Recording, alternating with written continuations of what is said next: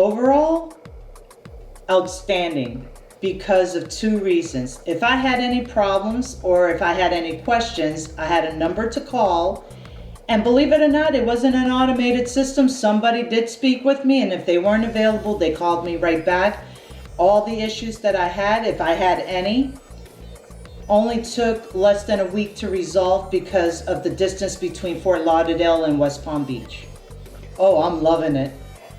When we were anticipating Hurricane Dorian, I had popcorn ready, I had beer ready, wine, rum, so I can have a real true blue hurricane party and watch it go by on my patio window. I was happy for him. Thank you. Oh, the installation crew was so accommodating. I do not like shoes being worn in my house, so I have disposable booties. They used the booties every single time. Whenever they left the house, they took the booties off. Whenever they came back in, they put the booties on. If the booties got ripped up, they just got another pair. I have about 100 pairs of disposable booties, so that's why it was okay.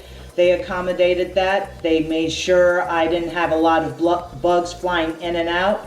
I had incense burning or bug repellent, and they accommodated everything. They were very, very personable and very nice.